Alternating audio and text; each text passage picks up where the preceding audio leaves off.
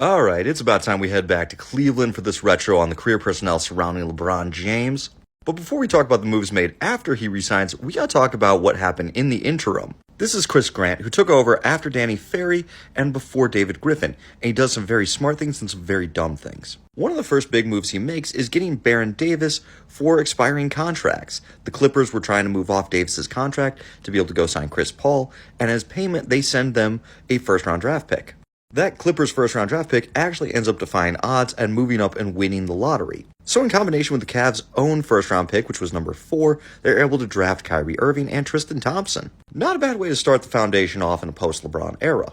The next year, he moves off Ramon Sessions for a 2012 Lakers pick, as well as the rights to swap the 2013 Miami Heat pick for the 2013 Lakers pick. The only problem is, outside of Kyrie and Tristan Thompson, Chris Grant is in general pretty bad at drafting players.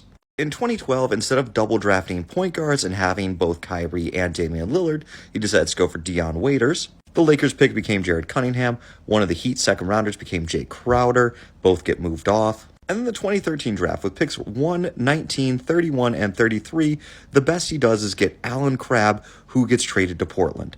Who does he get traded to Portland for? Eventually 2 second-round picks that become Paul Zipser.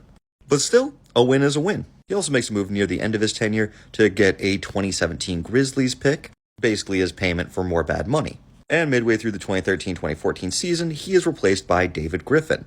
Griffin's first big move on the job is to draft Andrew Wiggins, and as a number 1 pick, usually those are pretty set in stone, but I think even then, people knew that Embiid would be better. It just was a health risk. There also was a fair amount of debate for Jabari Parker. I was a Jabari Parker guy back in the day. But that sets the stage. When LeBron arrives back, there's Dion Waiters, Kyrie Irving, Tristan Thompson, and Andrew Wiggins. Of course, we know LeBron is not satisfied with that conglomeration, and he starts pushing for Kevin Love. LeBron's open letter about returning home to Cleveland, how excited he is to play with a lot of guys, of course leaves out Wiggins and Bennett. Sorry, Anthony, LeBron just was never excited to play with you. And so before the 2014 offseason concludes, those two and one of the picks left remaining from Miami are traded for Kevin Love. Now this move is essential for the 2016 championship and was essential to vault the Cavaliers into immediate title contention, but I do think there's an interesting what if they did keep Wiggins and Bennett. Sure, Bennett's a bust and Wiggins is a little bit disappointing as a number 1 pick, but the trio of LeBron, Wiggins, and Kyrie has some really good upsides. Wiggins is the best defender out of that trio, and Wiggins being on a rookie contract means when they get to the 2016 offseason, they will have cap space, a thing trading for Kevin Love does not grant them. Of course, that is major hindsight. We didn't fully see the cap spike or knew what it was going to be until later. There are a few other smaller moves the Cavs make, including bringing in James Jones, Mike Miller, Sean Marion, and they do need to send out 2016 first to make some of the cap implications work. And that leaves us with this Cavs roster. Of course, the big 3 would end up starting, but the other 2 ended up being Sean Marion and Anderson Varejao at the start of the year. And over the first few months of the 2014 season, this is about the 4 seed in the Eastern Conference. Both Sean Marion and Anderson Varejao end up getting injured, and so in January it becomes time to make a trade. Griffin makes a masterpiece of a deal, and I think this is important to remember how much stock there still was in Dion Waiters. Griffin flips Dion Waiters for J.R. Smith, Iman Shumpert, and a first-round pick. 2 days later, he takes that Memphis pick that we talked about way back with Chris Grant, and the pick he got 2 days earlier, and sends them out for Timofey Mozgov. Now, 2 first-round picks for Mozgov is an overpay, but it does seem like these had some conditional protections that I can't find all the details on, so maybe it wasn't that bad. The picks ended up becoming Furkan Korkmaz and Harry Giles. Now, you could say they could be flipped for something else, and maybe they have different value, but still, it's a win. Unfortunately, by the time we get to the finals, the Cavs roster is looking rough, more due to injury than anything David Griffin could have possibly done wrong. Kyrie is hurt, Kevin Love is hurt. Matthew Dellavedova was a nobody at the end of the bench 2 years prior. Now he's starting and dies on the court defending Steph Curry. One might expect the 2015 offseason be about trying to add depth. Unfortunately, no. Almost every notable Cav is a free agent. LeBron, because he's doing 1+1s, has to be re-signed. Kevin Love gets re-signed. J.R. Smith, Iman Shumpert, James Jones, J.R. Smith, Tristan Thompson. Basically, the one thing they're able to do is address their need as a backup point guard and bring back Mo Williams. At least that's how it appeared. A little bit later in the offseason, they are able to snag Richard Jefferson, who goes on to have a big role in their 2016 finals. There were unfortunately a few cost-cutting moves this offseason. The Cavs drafted and then traded Tyus Jones for basically second-round picks and cost savings.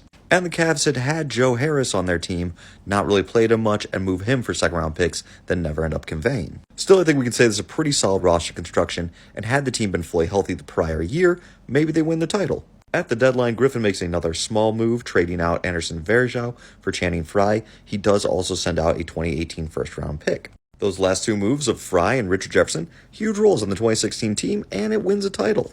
Unfortunately for the Cavs, there's a huge shakeup that happens in 2016. The cap massively spikes, and this gives the Lakers way too much money to sign Timofey Mozgov. Losing Mozgov really hurt because the Cavs didn't have cap space to replace them. Even after this massive cap spike, they had about $8 million of possible space. And most of that money gets eaten up by re-signing LeBron again. Remember, he's doing the 1+1s, giving J.R. Smith a bigger contract, and keeping Richard Jefferson. Cleveland also doesn't have a 2016 draft pick because they traded away to make cap space in the LeBron and Kevin Love bring-back moves. During the season, however, the Cavs are able to make a few small moves. One, they signed Darren Williams to multiple 10 days before getting him for the rest of the season, and they're able to acquire one of the free agents they struck out in Kyle Korver. Interesting note on the Kyle Korver deal is that it was Mo Williams and a draft pick that would later become Herb Jones. I know there's no real possibility of it ever having had happened, but man, having LeBron and Herb Jones play together would have been a lot of fun because Herb would be the perfect defensive wing next to him. Overall, this is a good Cavs roster, but doesn't compare to the Golden State Warriors now having added Kevin Durant. And so starts the Paul George to Cleveland rumors.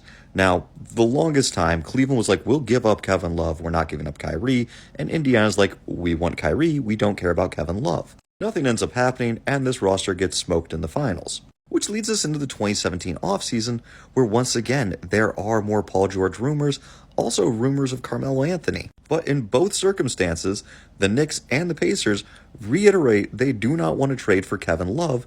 They are interested in this deal if it's Kyrie, and Cleveland says we don't want to give up Kyrie. And ultimately, both Paul George and Carmelo end up in Oklahoma City. And that's the beginning of the end, because Kyrie is now unhappy being in Cleveland, his name being thrown around trade talks, even though I keep finding Cleveland reiterating they're not trading Kyrie. He gets sent to Boston for Isaiah Thomas and the first-round pick, which would become Darius Garland. Overall, not a bad deal, but also this is no longer a championship team. Griffin had moved on prior to the Kyrie trade, and the remaining roster spots are filled with guys past their prime, basically. Derrick Rose is brought in to see if he's got much left. Dwayne Wade is added because of his LeBron's connections, and none of this goes much of anywhere. There are a few other small moves, but since we're running long, I just want to touch on one last Cavs move. And that is offloading Channing Frye, Isaiah Thomas, and a 2018 first for Jordan Clarkson and Larry Nance Jr. I've never understood why Cleveland does this move. It gives the Lakers expiring contracts, frees up the space to sign LeBron James, and gives them a first-round pick. And for the Cavs, they do get younger and marginally better players, but the improvements are marginal enough that it's not really going to keep LeBron. So overall, it just felt weird that they would help the Lakers, who were the #1 targeted LeBron destination, clear the cap space to sign LeBron.